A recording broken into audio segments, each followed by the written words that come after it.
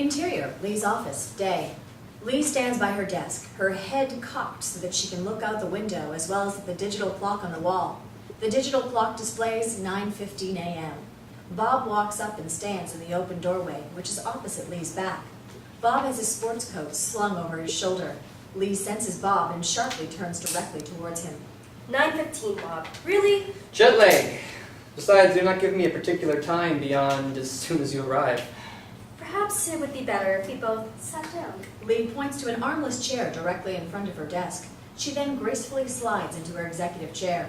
Bob walks over to the armless chair, glances at the front legs of the chair for a moment, then drops into the seat of his chair. What was that? What was what? You looked at the front legs of your chair. Well, it's making sure they're not sawed short. It is an old executive trick to intimidate employees. This is China. We have much better ways of doing that. Lee glances at her laptop computer screen for a moment, then looks at Bob. I have received a set of confidential emails you sent Darren. Don't worry.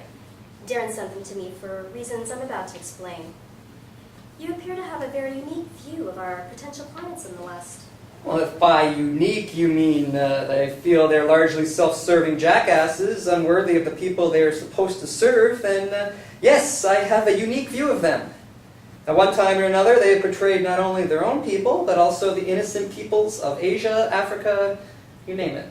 Every country has done this at one time or another. Are you not being a bit judgmental? Judgmental. Darren is an American who invented Hypertube, yet he has been blocked at every turn from providing Hypertube service to the continental United States. Had China and Russia not intervened, we would not even have the Seattle edition. The only reason Hawaii allowed us to proceed is their traffic and tourist problems forced them to seek a radical solution.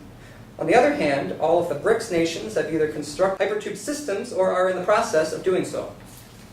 That is correct. If you had listened to my briefing yesterday, you would know how much progress we've made. India and Brazil are only months away from completing their first routes, and South Africa's first route will be in line within 2 years. However, the dengue fever epidemic has slowed progress in Lesotho, Free State, and KwaZulu-Natal. Who do you think collected the research for your presentation? Lee pauses to take a breath before speaking. You are correct, as is your assessment of the challenges we face in the West. That is why you are here. Certainly you are not a diplomat. No, Lee, I am not. I sit at home doing research, concocting schemes, writing letters and press releases, reading about new technologies to improve Hypertube service and to make it more profitable and affordable. And I do my best to convey this information through both print and media, plus convincing thick-skulled executives of the practicality of my plans. I leave diplomacy to people who prefer making nice with fools and scoundrels to actually getting things done. I believe both are important, Bob.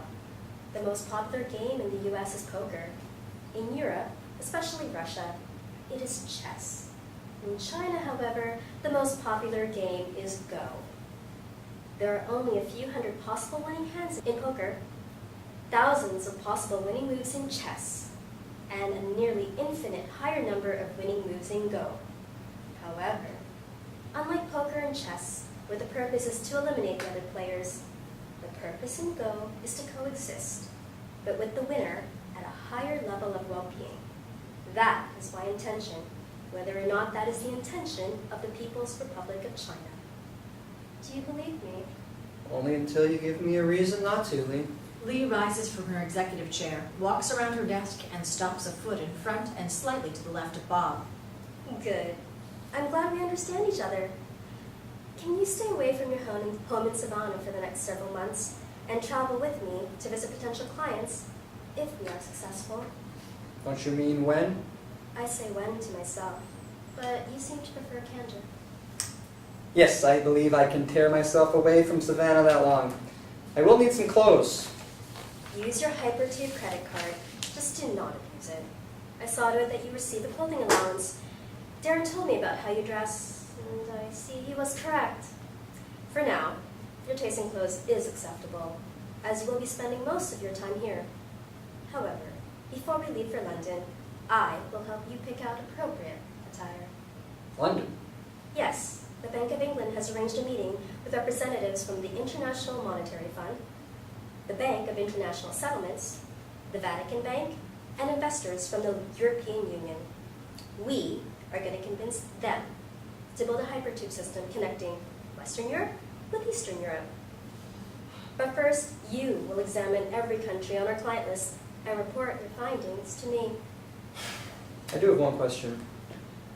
What happened to the 48 hours tops Darren said I would be here? Lee smiles wickedly. Oh, that. 48 hours was all Darren thought you would last before I fired you. Fade out.